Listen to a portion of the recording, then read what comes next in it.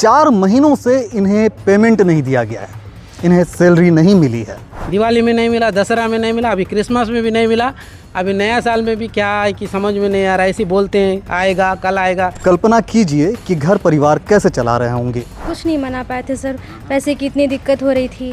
जिले का विकास लगभग पूरी तरह से रुक गया है। पैसा ही नहीं आएगा तो क्या ही काम होंगे यहाँ पर। दुकानों में उधारी कितनी हो गई अपनी? दुकान में कम से कम 8-10 हज़ार तो हो गई। कैसे चल रहा है घर परिवार? चल रहा है सर, आजू बाजू मांग लेते हैं, इमरजेंसी रहता है तो मांग कर चल रहा है जी। क्या बस्तर के इस इलाके के लोग पैदा इसलिए होते हैं कि इनका कत्ल कर दिया जाए? बीजापुर में जिस तरह की स्थिति बनी हुई है, यहाँ पर विकास लगभग पूरी तरह से ठप हो चुका है। कारण ये है कि यहाँ पर विकास कार्यों को गति नहीं मिल पा रही है। विकास कार्यों को गति क्यों नहीं मिल रही है? क्योंकि फंड है ही नहीं, सरकार पैसे दे ही नहीं रही है। वही सरकार जो कई बार इसी स्टेडियम में, आपको एक तस्वीर दिखाते हैं, उस मंच को थोड़ा जूम करके दिखाएंगे, उस मंच को देखिएगा। उस मंच पर से कई मुख्यमंत्री, कई बड़े नेता, कई बड़े दिग्गजों ने बीजापुर जिले के, बीजापुर विधानसभा के 2.5 लाख की आबादी को कई बार संबोधित किया।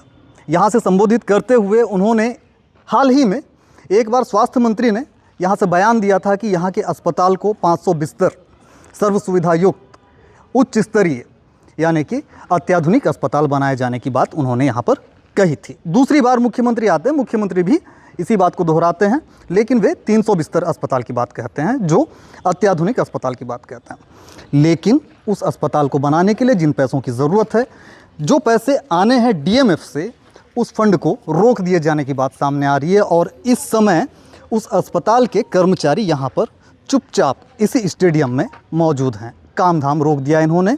क्यों? कारण यहाँ 4 महीनों से इन्हें पेमेंट नहीं दिया गया है, इन्हें सैलरी नहीं मिली है। अब 4 महीनों से जब ये बिना सैलरी के काम कर रहे हों, तो आप कल्पना कीजिए कि घर परिवार कैसे चला रहे होंगे। आज की महंगाई की इस दुनिया में, जहाँ पर आपको एक छोटी छोटी सब्जियों को भी जब आप घर ले जाना चाहें तो वहाँ पर आपको कम से कम 200 रुपये खर्च करने पड़ते हैं। ऐसे में ये अपने घर परिवार को कैसे चला रहे होंगे, ये एक चिंताजनक स्थिति बन जाती है। इस समय यहाँ पर जिन लोगों को आप देख रहे हैं, ये इसी तरह की मुसीबतों का सामना कर रहे हैं दिन रात। हम समझने की कोशिश करते हैं। दादा, अपना नाम क्या होगा?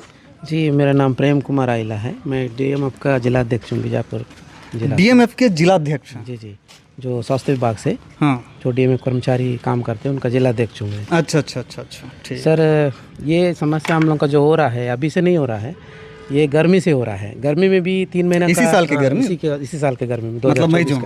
जी, अभी जो बीता हुआ गर्मी है, तो उस समय भी ऐसे 3 महीना का सैलरी नहीं आया था। तो हमारे जो प्रांतीय संयोजक है सुशील गुप्ता, जो दंतेवाड़ा में रहते हैं, वो पूरा छत्तीसगढ़ प्रदेश के पूरे डीएमएफ कर्मचारी के संगठन को उन्होंने संगठित किया, और वही है जो हमारे संयोजक है। लेकिन इस बार फिलहाल वो नहीं आ पाए हैं। तो इस समस्या को आप लोगों के माध्यम से हम लोग बताना चाहते हैं कि ऐसा बार बार होता है तो हम लोग को बहुत दिक्कत होता है। क्योंकि हम लोग जैसे कि कोई 2 साल का डिग्री लेके, मतलब स्वास्थ्य विभाग से 2 साल का पैरामेडिकल कोर्स करके, कोई 4 साल का स्टाफ नर्स कोर्स करके, वो लोग ट्रेनिंग करके, उसके बाद वो लोग लोन लेके, सब कुछ करके, फिर 8-10 हज़ार के लिए भी हम लोग यहाँ पर नौकरी कर रहे हैं। बच्चे को पकड़कर यहाँ पर एक कर्मचारी मौजूद हैं। बच्चे की एक बार तस्वीर दिखाइएगा। कितना छोटा सा बच्चा है, बताइए कि ऐसे परिवार चलाना पड़ता है, बताओ। 8-10 हज़ार का नौकरी करते हैं। जैसे स्टाफ नर्स लोग 4-4, 5-5 साल ट्रेनिंग करके आके, उसके बाद वो लोग 8-10 हज़ार की नौकरी कर रहे हैं अपनी मजबूरी में, घर चलाने के लिए। लेकिन पिछले गर्मी से ऐसा 3 महीना ऐसा हो रहा है। पिछले गर्मी में जब ऐसा हुआ था तो हमारे प्रांतीय संयोजक सुशील गुप्ता को लेके हम लोग माननीय स्वास्थ्य मंत्री श्याम बिहार जायसवाल, उनसे मुलाकात करने के लिए हम लोग गए थे। ये सैलरी का ये मुद्दा क्यों हो रहा है, ऐसा क्यों हो रहा है बोल के। तो जाने के बाद फिर वहाँ से सीएमएचओ साहब, उस समय हमारे जिले के सीएमएचओ रहे, बीते सीएमएचओ राम टेके सर, तो अजय राम टेके सर, उनसे फ़ोन में बात कराया गया, माननीय स्वास्थ्य मंत्री जी से फ़ोन में बात कराया गया। उसके बाद उन्होंने फ़ोन लगाया, उसके बाद कलेक्टर से भी फ़ोन लगा, कलेक्टर को भी फ़ोन लगाया। कौन कलेक्टर थे उस समय? अनुराग पांडे सर जी। हाँ। उनसे फ़ोन में बात कराया गया। उसके बाद उन्होंने कहा कि सैलरी डल जाएगा, उसका बाद कोई ऐसा मुद्दा नहीं होगा, अगर आगे से ऐसा कुछ नहीं होगा, ऐसा उन्होंने कहा। फिर उसके बाद हम लोग वापस आए। आने के बाद सैलरी डला, डालने के बाद फिर दोबारा फिर ऐसी सैलरी का मुद्दा चल रहा था। तो हम लोग सोचे कि उस बार तो ऐसा हुआ, शायद अधिकारी लोग इस बार थोड़ा सतर्क हो जाएगा और सैलरी का मतलब टाइम से डालेगा, शायद कोई इश्यू हो गया, ऐसा हम लोग सोचे थे। लेकिन फिर हम लोग लेटर वगैरह जमा किए, क्यों नहीं आ रहा है, सैलरी का क्या है, तो उन्होंने कहा कि फंड नहीं है। तो फंड नहीं है तो फिर हम लोग कलेक्टर को भी एक मतलब विज्ञापन दिए, CMHO सर को भी एक विज्ञापन दिए, तो उन्होंने कहा कि 2-4 दिन में डल जाएगा। फिर उसके बाद ऐसे ही होता रहा। फिर 2 महीने के बाद 2 महीना हो गया, उसके बाद हम लोग को ना दिवाली का सैलरी मिला, सितंबर का 1 महीना का सैलरी मिला, उसके बाद नहीं मिला, दिवाली में नहीं मिला ना, फिर अक्टूबर नवंबर का सैलरी नहीं मिला, दिवाली में नहीं मिला, दशहरा में नहीं मिला, अभी क्रिसमस में भी नहीं मिला, अभी नया साल में भी क्या है कि समझ में नहीं आ रहा, ऐसे बोलते हैं आएगा कल आएगा, टेक्निकल इशू है, नहीं तो क्या है सर्वर डाउन है, हम लोग तो चेक भेज दिए बैंक, अभी तक क्यों नहीं आ रहा है, ऐसा बोलते। तो हम लोग कई बार विज्ञापन के माध्यम से अधिकारी लोगों को सबको हम लोग सूचित किए, अब हमसे नहीं हो पाया, तो इसीलिए हम लोग मीडिया के माध्यम से आप लोगों को। कब तक ऐसे बैठने का इरादा है? अब काम धाम रोक दिए हैं पूरा? हाँ, काम धाम रोक दिए हैं सर। तो कब तक बैठने का ऐसा सोचे हैं? हम लोग बोले कि अभी कुछ देर पहले फ़ोन आया था हम लोग को कि 2 महीने का सैलरी डलेगा। कहाँ से आया था फोन? मतलब ऑफिस से आया था। तो उन्होंने कहा कि 2 महीने का सैलरी डलेगा, सितंबर और अक्टूबर का, हाँ अक्टूबर नवंबर का, दिसंबर का सैलरी देखते हैं अगले हफ्ता या नेक्स्ट मंथ ऐसा डलेगा, ऐसा उन्होंने कहा। लेकिन इससे पहले भी जब हम लोग विज्ञापन के माध्यम से अधिकारी लोगों को मतलब सूचित किए थे, उस समय भी ऐसी 2 महीने का सैलरी डलेगा। समस्या मतलब बन रही है कि कंटिन्यू चल रहा है। ठीक है। तो यहाँ पर जो है आप देखिएगा, ये इस तरफ में जो है आपको महिला कर्मचारी नज़र आ रहे हैं। ये बच्चे को आप पकड़े थे ना, शुभ नाम क्या लिखेंगे? काजल कांधरला। काजल। उम्र क्या है बच्चे की? बच्चे को दिखाओ तो दादा। 1.5 साल जी। ठीक है। अभी दशहरा, दिवाली, क्रिसमस कुछ भी इस समय पे तो कुछ नहीं मना पाए थे सर, पैसे की इतनी दिक्कत हो रही थी, सैलरी तो डाल ही नहीं रहे थे, तो इसलिए इस वजह से।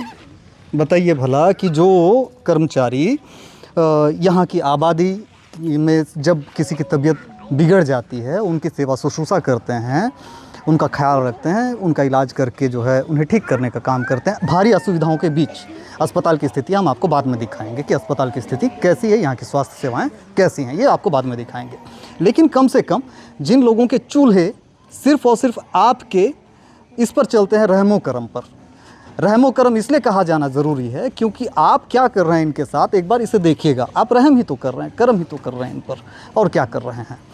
DMF फंड को रोके जाने की बात सामने आ रही है, जबकि इस लगातार खबरें निकल कर आ रही हैं। जो DMF फंड में जो घोटाला वाली जो बात चली थी, उसकी जांच चल रही है, तमाम चीज़ें चल रही हैं। लेकिन बीजापुर जैसे जगह को आप अगर इस तरह से पैसों से दूर कर देते हैं, अपने हाथ नहीं खोलते हैं, तब इनके परिवारों का क्या होगा। साथ ही साथ इनके परिवारों के अलावा ज़िले का विकास लगभग पूरी तरह से रुक गया है। पैसा ही नहीं आएगा तो क्या ही काम होंगे यहाँ पर। नो डाउट कि यहाँ पर बीते दिनों में नियत नीलानार योजना के तहत कुछ कार्य किए गए हैं, लेकिन हाल में जो चीज़ें चल रही हैं वो कुछ ठीक नहीं चल रही हैं। आपका नाम क्या होगा? मानसी लकड़ा। कहाँ के रहने वाले हैं? बीजापुर की रहने वाली हूँ। मेरा पोस्टिंग मद्देड़ में है। मद्देड़ में है जी। घर में और क्या करते हैं? घर परिवार में और कौन कौन क्या क्या करते हैं? घर में माँ है, भाई है, मम्मी है जॉब पे। ठीक है। माँ, भाई और मैं, 3 ही है। पिताजी नहीं है? नहीं। खेती बाड़ी? नहीं, खेती बाड़ी नहीं। घर कैसे चलता है? घर तो अभी मम्मी के कमाई पे चल रहा है। मम्मी मम्मी क्या है करती जॉब पे है। किस नगर जॉब? सैनिक पे। नगर सैनिक। जी। अच्छा। मेरे घर से मैं ही हूँ सर। आप अकेले हैं? जी, मैं अकेला हूँ। कैसे चल रहा है घर? अभी कैसे चल रहा है? अभी अब दिक्कत तो बहुत दिक्कत हो रहा है सर, लेकिन दुकानों में उधारी कितनी हो गई अपनी? दुकान में कम से कम 8-10 हज़ार तो हो गई। कि ये किराने की दुकान है? यहाँ किराने की दुकान में। सब्जियों की दुकान में? सब्जियों की दुकान में तो थोड़ा बहुत, अब गांव मेरा यंगपल्ली पड़ता है, तो कभी मैं ऐसे जाता हूँ तो थोड़ा बहुत ला लेता हूँ सब्जी वगैरह, देसी सब्जी? हाँ, देसी सब्जी वगैरह। लेकिन किराना दिवाली के लिए दुकान कपड़ा वगैरह खरीदे होंगे घर परिवार के लिए? अभी तो कुछ नहीं सर। जैसे क्रिसमस में तो मैं क्रिश्चियन हूँ, क्रिसमस में तो ये कपड़ा वगैरह खरीदना पड़ता है। नया साल भी हम लोग मनाते हैं, लेकिन इस बार ऐसा कुछ नहीं है सर। भारत माता की जय हो गया? हाँ, हो गया सर। ठीक है। तो कुल मिलाकर के आप देखिएगा जिन हालातों का, जिन परिस्थितियों का ये लोग यहाँ पर रहकर सामना कर रहे हैं। यहाँ पर एक गर्भिणी है ना, आप इनको भी देखिए। गर्भवती स्त्रियाँ, और आप समझने की कोशिश करिएगा, इनके गर्भ में एक बच्चा है अभी, इन्हें अभी पौष्टिक आहार की ज़रूरत है। ये अस्पताल के कर्मचारी हैं, ये लोगों को जागरूक करते हैं कि एक गर्भिणी स्त्री को पौष्टिक आहार लेना चाहिए, क्योंकि वो जच्चा और बच्चा दोनों के लिए अच्छा होता है। अब आप पैसा नहीं देंगे तो ये कहाँ से ढंग का खाना खा पाएंगी कि कुछ कर पाएंगी? कैसे चल रहा है घर परिवार? चल रहा है सर, आजू बाजू मांग लेते हैं, इमरजेंसी रहता है तो मांग कर चल रहा है। जी। तो कम से कम अभी आने वाला समय चुनाव का है, हम आपके खिलाफ तो नहीं बोल रहे हैं, लेकिन उन चुनावों को देखते हुए कम से कम एक कदम उठाया जाना चाहिए। इन चुनावों के कम से कम इन चुनाव को देखते हुए, अगर आपको बीजापुर में पंचायत चुनाव में जीत हासिल करनी है तो यहाँ की पब्लिक के लिए थोड़ा सा तो हाथ खोलिए सरकार, थोड़ा सा पैसा जारी करिए। बेचारे यहाँ पर ये लोग काम धाम छोड़ करके यहाँ पर बैठे हुए हैं। मैं अगर बीमार पड़ गया, मेरे जैसा कोई यहाँ पर दूसरे बीमार पड़ गए, उसके ट्रीटमेंट का क्या होगा? ये तमाम चीज़ें कहीं ना कहीं आपके राजनीतिक छवि पर भी असर डालती हैं। देखना तो ये होगा कि अब सरकार कौन सा कदम उठाएगी, और क्या बीजापुर के लोग, यहाँ पर एक वैचारिक वर्ग है जहाँ से एक सवाल उठता है, उस सवाल को रखा जाना चाहिए। क्या बस्तर के इस इलाके के लोग पैदा इसलिए होते हैं कि इनका कत्ल कर दिया जाए, चाहे वो किसी की बंदूक क्यों ना हो? आप उसे नक्सली का नाम दे सकते हैं, आप उसे सुरक्षा बल के किसी जवान का नाम दे सकते हैं। क्या वाकई वो इसी के लिए पैदा होता है? क्या उसका ये हक नहीं बनता कि वो पढ़ लिख करके एक अच्छी नौकरी करे जिसमें वो अच्छी सैलरी पाए, महीने के महीने उसे पैसे मिले तो अपने घर परिवार के लिए कुछ ज़रूरत के सामान खरीद सके? क्या यहाँ के लोग सिर्फ़ और सिर्फ पैदा होकर मर जाने के लिए ही इनका मुकद्दर तय किया गया? क्या आपकी कोई जवाबदेही तय नहीं होती है? अगर होती है तो मानवता के नाते अपने हाथ ज़रूर खोलिए। दीजिएगा इजाज़त। मैं युकेश चंद्राकर, विस्तार न्यूज़, बीजापुर।